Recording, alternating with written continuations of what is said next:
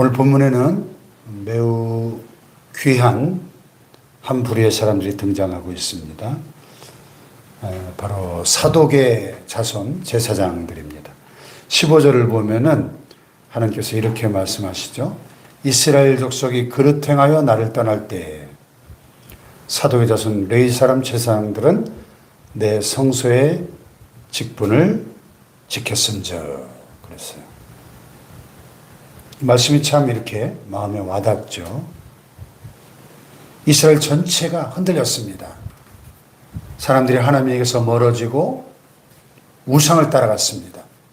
신앙의 중심이 무너지고 말았습니다. 그런데 그때에도 자기 자리를 굳게 지킨 사람들이 있었다는 거예요. 하나님은 그들을 기억하고 계셨습니다. 오늘 말씀을 통해서 하나님께서 우리에게 주시는 이 첫 번째 교훈이 이것입니다.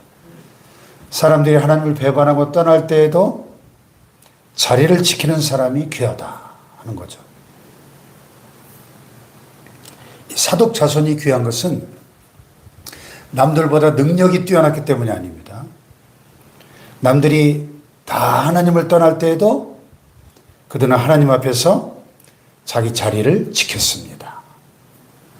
신앙이 뭐냐? 신앙이란 결국 자리를 지키는 거죠. 기도의 자리를 지키는 것입니다. 예배의 자리를 지키는 것입니다. 교회를 지키고 가정을 지키고 믿음을 지키고 하나님이 내게 맡겨주신 그 작은 책임을 지키는 것입니다. 할렐루야. 디모데후서에 보면 바울이 자기의 순교를 앞두고 마지막 유언처럼 쓴 편지에 보면 내가 달려갈 길을 다 마치고 내가 선한 싸움을 싸우고 믿음을 지켰으니 이제 후련한 날 위하여 의의 멸관이 예비되었다. 신앙생활은 결국 뭐예요? 선한 싸움을 싸우는 것이고 달려가야 할 길을 달려가는 것이고 그리고 믿음을 지키는 것이다. 지키는 것. 제가 참 좋아하는 우리 그 가곡 동요 중에 등대지기라는 노래가 있어요. 잘 아시죠? 얼어붙은 달 그림자, 물결 위에 차고 한겨울에 거센 파도 모으는 작은 섬. 생각하라 저 등대를 지키는 사람의 거룩하고 아름다운 사랑의 마음. 그 어둡고 추운 겨울밤, 그 긴 겨울밤 홀로 묵묵히 등대를 지키면서 거친 바다 위 배들의 길잡이가 되어주는 등대지기의 고귀한 헌신을 기리는 노래죠. 아무도 주목하지 않는, 알아주지 않는 그 고독한 환경 속에서도 타인의 안전을 위해서 묵묵히 자기 자리를 지키는 그 등대지기의 마음이 얼마나 아름답습니까? 얼마나 고귀합니까? 신앙이 뭐냐?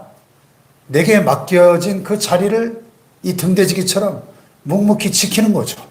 누가 알아주지 않아도, 주목하고 있지 않아도 하나님 앞에서. 할렐루야.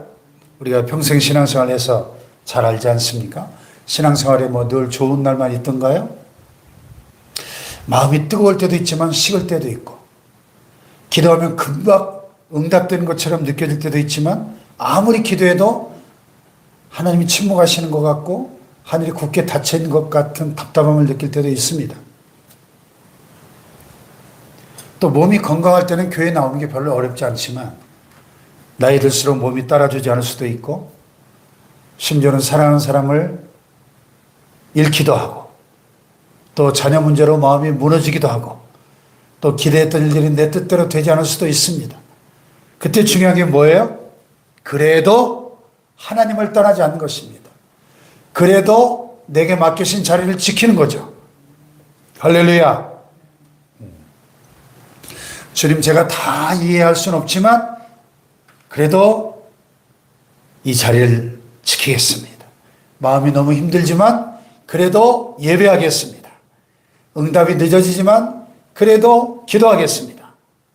사람들이 다 변하고 주님을 떠나도 나는 주님만을 붙들겠습니다. 이것이 충성이죠. 이것이 신앙이죠. 할렐루야.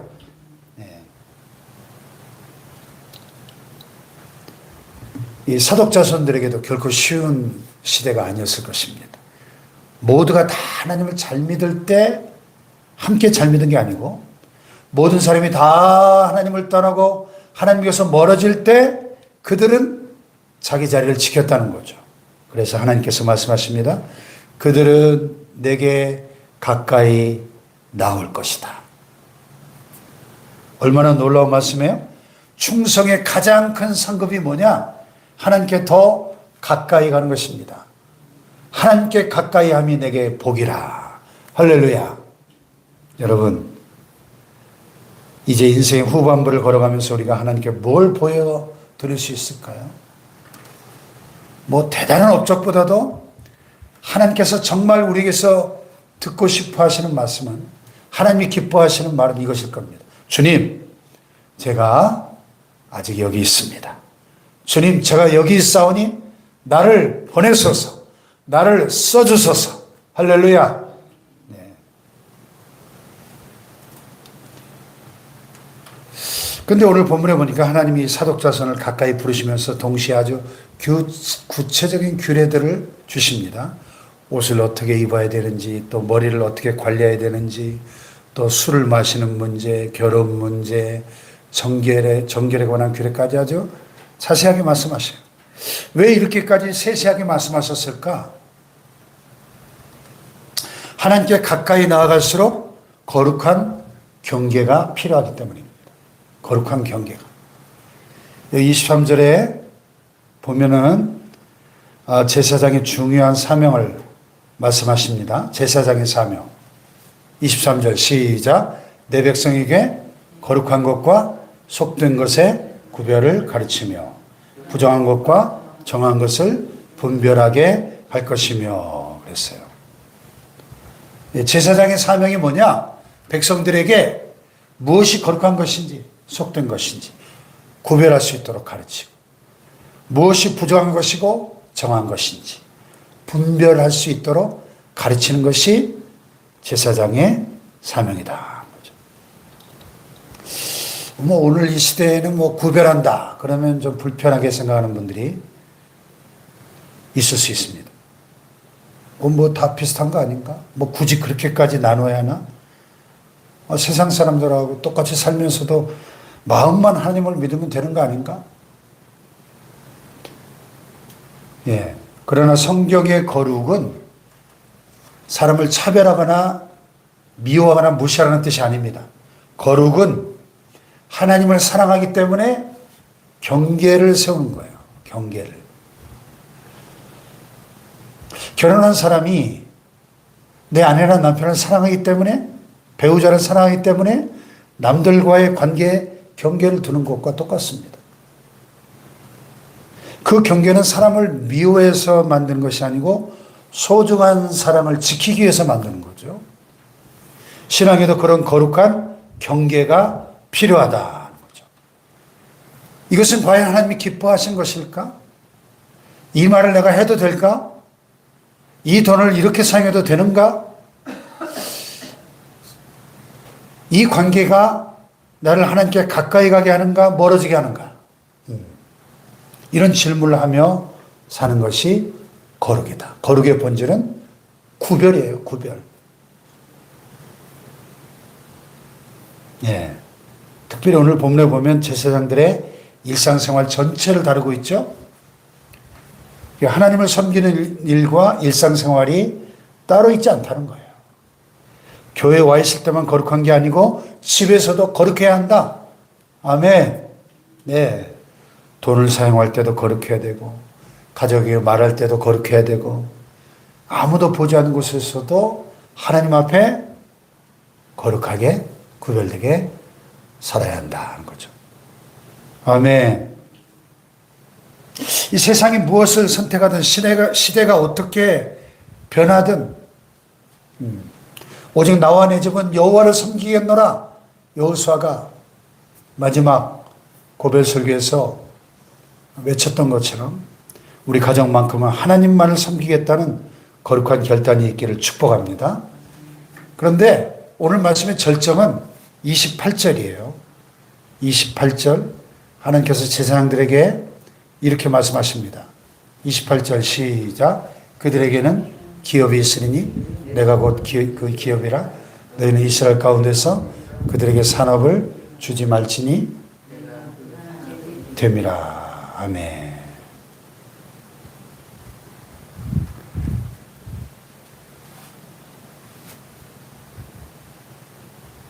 내가 곧 그 기업이라. 내가 그들의 기업이 될 것이다. 레위지파 제사장들에게는 12지파의 다른 지파들처럼 땅을 기업으로 나눠주지 않았죠. 얼핏 보면 손해 같잖아요. 아니, 다른 지파들은 다 땅을 받았는데 제사장들은 땅이 없어요. 다른 사람은 눈에 보이는 재산이 있는데 제사장들에게는 없는 것입니다. 근데 하나님께서 말씀하신 거죠. 그들에게는 기업이 있으리니 내가 곧 그 기업이라. 너희에게는 내가 있다. 내가 곧 너희의 기업이다. 너희의 산업이다. 하나님께 자신을 드린 사람에게는 하나님 자신이 기업이 되어주신다는 겁니다. 아멘. 여러분, 이것이 믿음의 가장 깊은 자리입니다. 우리가 하나님 앞에 나올 때 많은 걸 구하잖아요. 건강을 주세요. 또 자녀가 잘 되게 해주세요. 경제적인 필요를 채워주세요. 편안한 노후를 주세요. 뭐 이런 기도들이 잘못된 것은 아닙니다.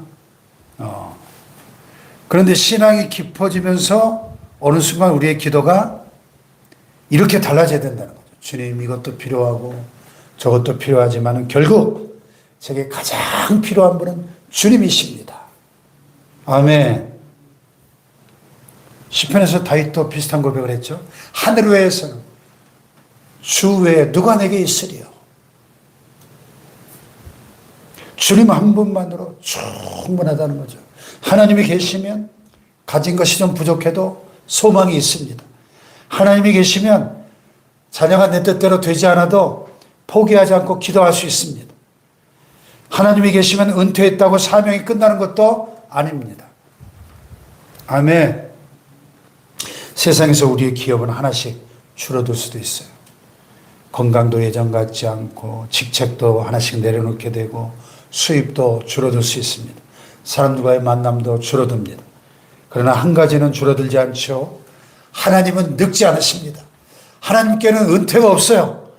하나님의 약속에는 정년이 없습니다. 아멘입니까? 여러분, 사명에는 은퇴가 없는 거예요. 네. 하나님 우리의 기업이 되시기 때문에. 19세기 영국 브리스톨에서 수많은 고아들을 돌보았던 고아들의 아버지, 평생 10,000명이 넘는 고아들을 길러냈던 조지 밀러 목사님은 일평생 5만 번 이상의 기도 응답을 받은 분으로 유명하죠. 그 기도 제목을 다 깨알같이 노트에 적어가지고 응답받은 기도가 5만 번이 넘는다는 거죠. 그 재정적인 필요가 생길 때마다 사람들에게 손 벌리지 않고 사람들을 의지하기보다는 골방으로 들어가서 그가 무릎 꿇고 기도하던 그 기도의 의자 앞에서 기도로 필요를 아뢰는, 그래서 하나님의 공급을 받는 참 기도의 사람으로 너무 유명하시죠. 뭐 그의 삶에 어려움이 없었겠습니까? 얼마나 많은 재정 청구서들이 쌓이고 그 많은 고아들을, 제일 많을 때는 한 번에 2,000명까지 고아들을 키우고 있었다니까. 얼마나 많은 필요들이 있었겠습니까? 그러나 그는 평생 고아들 위해 사역하면서 내 삶의 공급자는 결국 하나님이시다. 이 믿음을 붙들고 그 하나님의 공급하심을 경험한 것이죠. 할렐루야. 조지 밀러 목사님의 삶이 우리에게 보여주는 것은 뭐예요? 기도하면 언제나 내가 원하는 것이 즉시 생긴다 하는 공식이 아니고, 더 중요한 것은 하나님께 자신을 맡긴 사람, 하나님께 자신을 드린 사람은 결국 하나님 자신을 발견하게 되더라 하는 거죠. 하나님이 그의 삶을 책임지신다는 거예요. 하나님께 자신을 헌신하는 사람은 하나님이 그의 삶을 책임져 주시겠다는 것입니다. 할렐루야. 이것이 오늘 이 사독자손에게 주신 하나님의 약속이에요. 오늘 우리에게도 이 믿음이 필요합니다. 주님, 제 남은 인생을 주님께 드립니다. 제 건강이 앞으로 어떻게 될지도 모르겠고 또 우리 자녀들의 앞날도 제가 다 책임질 수 없습니다. 제 노후도 저는 다 책임질 수 없습니다. 그러나 주님이 저의 기업이 되어주시면 충분합니다. 주님이 나의 기업이십니다. 할렐루야. 예. 내가 너의 기업이다. 오늘 주님의 이 약속의 말씀을 붙잡고 오늘 하나님께 우리 자신을 드리는 우리 모두에게 우리 하나님께서 오늘도 필요한 은혜를 공급하시고 우리의 가정과 남은 생애를 신실하게 책임져 주시고 공급해 주시고 지켜주실 줄로 믿습니다. 기도하십시다. 말씀 붙잡고 끝까지 믿음의 자리를 지키게 해달라고, 그리고 거룩한 분별력을 주셔서 세상의 기준이 아니라 하나님의 말씀을 기준으로 거룩한 것과 속된 것을 분별하며 구별된 삶을 살아가게 하옵소서. 우리 다음 세대를 위해서 믿음의 유산을 남기게 하시고 하나님만이 나의 기업이 되심을 믿고 하나님을 나의 기업으로 삼고 살아가게 하옵소서. 내일 8월